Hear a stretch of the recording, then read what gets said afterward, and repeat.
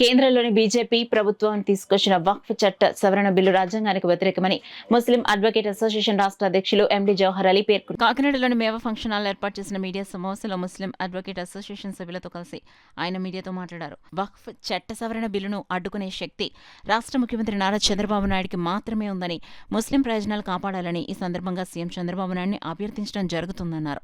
ఈ సమావేశంలో న్యాయవాదులు ఎజాజుద్దీన్ ఇక్బల్ అలీ అల్తాఫ్, సలార్ సిరాజుద్దీన్, బాషా, ఇమాం మొహిద్దీన్, దీన్ తదితరులు పాల్గొన్నారు.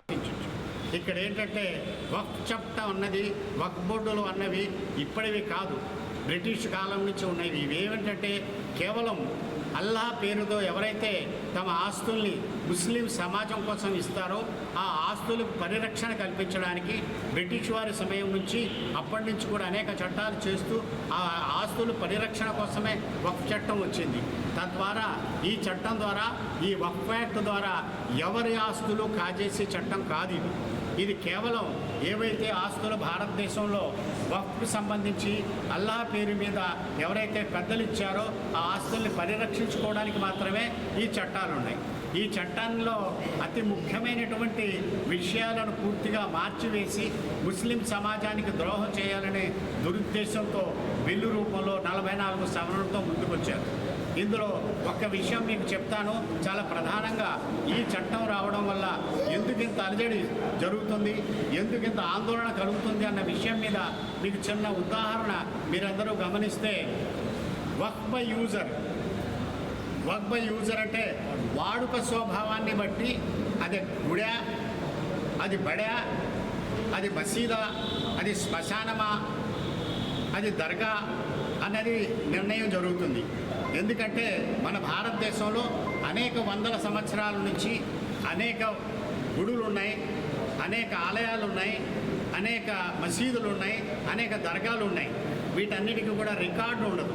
మనం అందరం దాన్ని ఎలా చెప్తుంటాం, ఇప్పుడు కాకినాడలో మెయిన్ రోడ్లో 200 సంవత్సరాలు పురాతన మసీదు ఉంది. అది మసీదుగానే మనం అందరం గుర్తిస్తాం.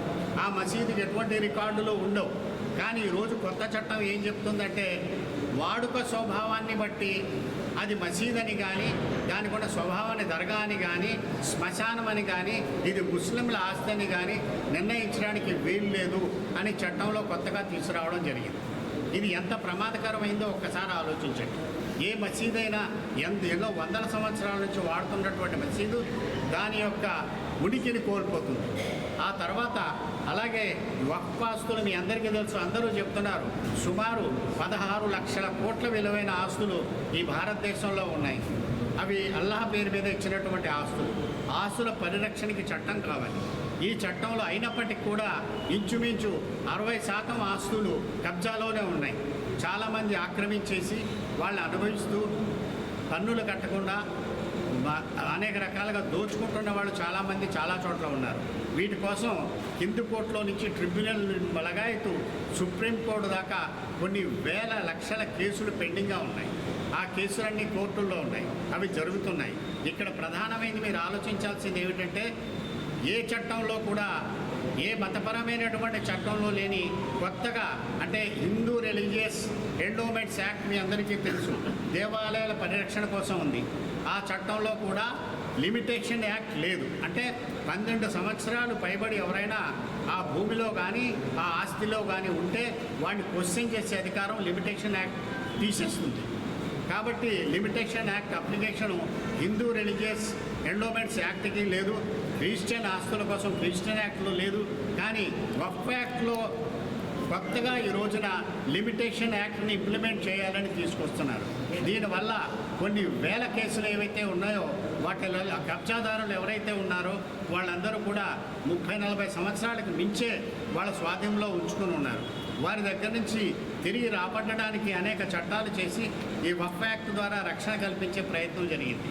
ఈ రోజున ఆ లిమిటేషన్ యాక్ట్ అప్లై చేస్తే ఎవరైతే ముస్లింల మైనార్టీల ఆస్తులు జాతీయ స్థాయిలో కోర్టుల్లో పెండింగ్ ఉన్నాయో అన్నీ కూడా ఊడిపోయే పరిస్థితి వస్తుంది. ఇది ఒకటి ప్రమాదకరమైన పరిస్థితి. మరొక విషయం ఏమిటంటే, వక్ఫ్ యాక్ట్ ప్రకారం సర్వే కమిషనర్ అని రాష్ట్ర స్థాయి ఐఏఎస్ ఆఫీసర్ ఒకతను సర్వే కమిషనర్గా ఉంటాడు. ఆ అతను దేశంలో ఎక్కడున్నా సరే సమాజంలో వక్ఫ్ ఆస్తుల్ని గుర్తించి సెక్షన్ 40 ప్రకారం పరిరక్షణ జరిపి ఇది వక్ఫ్ ఆస్తి అవునా కాదా అని నిర్ణయిస్తాడు. ఆ నిర్ణయించే ఆ సెక్షన్ని పూర్తిగా తీసివేయడం జరిగింది.